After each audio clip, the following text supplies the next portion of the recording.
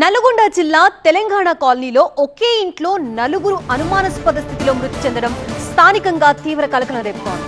గత కొన్ని రోజులుగా ఆ ఇల్లు మూసి ఉండటం, ఈ రోజు ఒక్కసారిగా లోపల నుంచి తీవ్రమైన దుర్వాసన రావడంతో ఏదో కీడు జరిగిందన్న అనుమానంతో స్థానికులు భయాందోళనకు గురయ్యారు.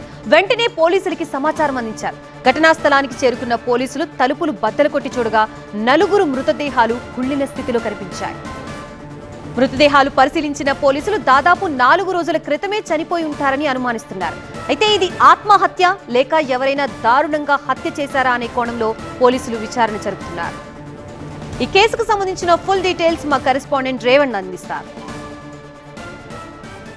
నల్లగొండలో విషాదం చోటు చేసుకుంది. నల్గొండ పట్టణంలో తెలంగాణ కాలనీలో ఒక కుటుంబంలో 4 హత్యకు గురయ్యారు. ఇది హత్యనా ఏంటి అనే కోణాలు కూడా పోలీసులు దర్యాప్తు జరుపుతున్నారు. 3-4 రోజుల క్రితమే ఈ జరిగి ఉండవచ్చు అని చెప్తున్నారు. కేవలం ఈ మృతదేహాల నుంచి దుర్వాసన వెళ్లడంతో స్థానికులు పోలీసులకైతే కొంత సమాచారం ఇవ్వడంతో పోలీసులంతా వచ్చి ఇంటి డోర్ను ఇట్లా పలగొట్టి చూశారు. అందులో 4 మృతదేహాలు అయితే కనిపిస్తున్నాయి. ఇందులో సుల్తాన్ అనే వ్యక్తి ప్రకాశం బజార్లో బ్యాగులు కుట్టుకుంటూ పనిచేస్తారని చెప్తున్నారు. అతని భార్య హసీనా కూడా స్థానిక ఒక ప్రైవేట్ పాఠశాలలో టీచర్గా పనిచేస్తున్నారని చెప్తున్నారు. దాంతోపాటు వారికి సంబంధించిన 2 చిన్నారులు కూడా ఉన్నారు. మొత్తం 4 మృతదేహాలు అయితే ఇంట్లో కనబడి ఉన్నాయి. మొత్తం పూర్తిగా అంటే కుళ్ళిపోయిన స్థితిలో అయితే కనిపించడంతో ఒక్కసారిగా విషాచాలు అయితే అలుముకున్నాయి. అయితే ఎందుకు చనిపోయారు, ఎట్లా ఆత్మహత్య చేసుకున్న ఆనవాళ్ళు అయితే కనిపించడం లేదని కొంత రక్తము అటు సంబంధించి కూడా కొంత అంటే లోపటైతే కనిపించిన ఆనవాళ్ళు ఉన్నాయి. ఇది కావాలనే ఎవరైనా హత్య చేస్తారనే కోణంలో కూడా పోలీసులు అయితే దర్యాప్తు చేస్తున్నారు. ఇప్పటికే ఘటనా స్థలాన్ని జిల్లా ఎస్పీ